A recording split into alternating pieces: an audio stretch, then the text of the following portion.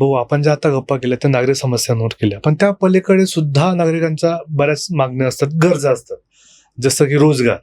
कारण की प्रॉपर रोजगार नसेल तर कुठेतून कुठं नको ते घडतं, गुन्हेगारी मार्गाला युथ जातं. त्याच्या पलीकडे सुद्धा महिला सुरक्षा खूप महत्वाचं आहे आजकालच्या काळामध्ये. कसं, कारण की प्राधिकरणात झपाट्याने लोकसंख्या वाढते, बाहेरून पण बरेच तरुण येतात, लोक येतात, पण सुरक्षेचा जो मुद्दा आहे तो वाढत चाललाय. आता आपण मालेगावची केस सुद्धा पाहिली. आणि फक्त विकास विकास विकास कामांचा मागे न लागता विकासासोबत आपल्याला पर्यावरण सुद्धा जोपासायचं आहे आपल्या पुढच्या पिढीसाठी. तर तिघ घटना खूप महत्वाच्या आहेत. तर याकडे तुम्ही कसं बघताय? मी मगाशी बोललो तुम्हाला की जसा नेता तसे कार्यकर्ते. हा.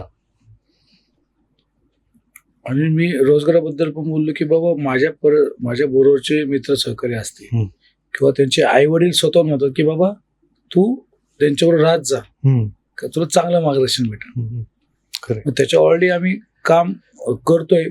भविष्यात नगरसेवक झाल्यानंतर आपण त्यांना अजून म्हणजे ज्या पदाचा वापर करून मला आमच्या परिसरातील युवकांना रोजगार उपलब्ध करून देणं, त्यांना संवाद वाढवून बाबा त्यांनी चांगल्या मार्गाला जाणं, चुकीच्या मार्गाला जाऊ नये याची काळजी घेणं, व्यसनापासून दूर राहणं, असे वेगवेगळे आपण मार्गदर्शन भविष्यामध्ये चांगल्या पद्धतीने घेऊ.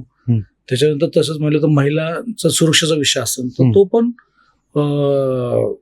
विषय हा हाताळता येऊ शकतो चांगला. आणि ते नगरसेवक असेल तर वेळोवेळी चर्चासत्र घडून महिला, नागरिक, पोलीस यांच्याशी नागरिक सुविधा करून हा अशा दर वर्षाला किंवा असे वेगवेगळ्या समस्या हायलाइट करून त्याच्यावरती आपण त्याला मार्ग काढू शकतो सुरक्षेवरती.